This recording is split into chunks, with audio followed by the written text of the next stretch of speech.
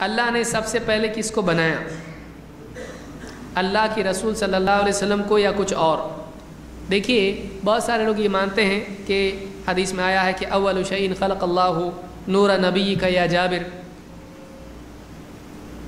اے جابر اللہ نے سب سے پہلے تیرے نبی کا نور بنایا۔ یہ حدیث صحیح نہیں ہے، یہ موضوع روایت ہے، جھوٹی حدیث ہے۔ صحیح حدیث اس سلسلے میں وہ ہے جو امام ترمذی نے روایت کی ہے۔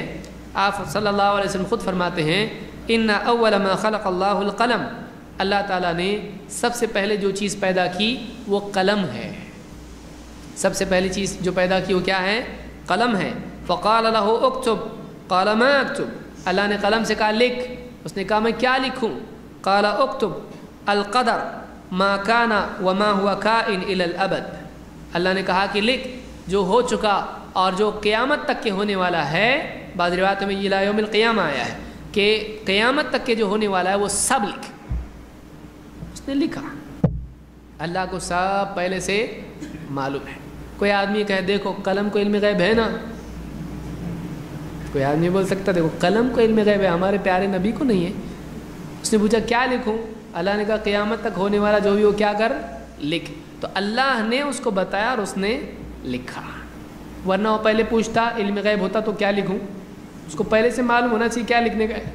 سمجھ میں آنے کے بعد وہ خود پوچھ رہا ہے کیا لکھوں، تو اس کو خود معلوم نہیں لکھنا کیا ہے۔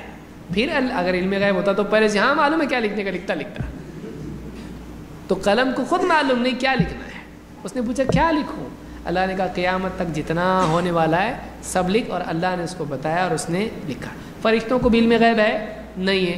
فرشتے کیا کہتے ہیں؟ سبحانک لا علم لنا الا ما علمتنا، اے اللہ تو پاک ہے کسی ایسی چیز سے جو نامناسب تجھ سے سرزد ہو جائے، تو کوئی عبث چیز پیدا نہیں کرتا ہے۔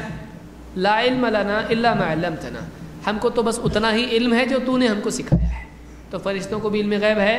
نہیں ہے۔ جنات کو ہے؟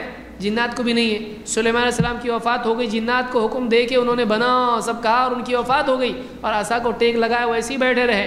جب اس کو دیمک لگی اور وہ گر گئے، اس کے بعد معلوم پڑا کہ ان کی وفات ہوئی ہے، تب جنات بولے ارے ہو گیا کام ابھی ہے۔ ان کو تب تک معلوم تھا نہیں۔ ابلیس بھی تخت پہ بیٹھا رہتا ہے، اس کے پاس آ کے بتاتے ہیں لوگ، اس کے سارے جتنے بھی کام کرنے والے رپورٹرز ہوتے ہیں وہ آ کے بتاتے ہیں اس کو کہ آج میں نے ایسا کیا، آج میں نے ایسا کیا، آج میں نے ایسا کیا۔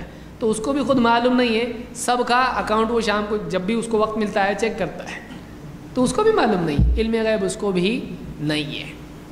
تو علم غیب اللہ کی صفات میں سے ہے، اللہ کے سوا کوئی علم غیب نہیں جانتا ہے۔ قل لا يعلم من في السماوات والارض الغیب الا اللہ، اللہ نے کہا اے نبی آپ کہہ دو کہ آسمان و زمین میں کوئی بھی غیب نہیں جانتا ہے سوائے اللہ کے۔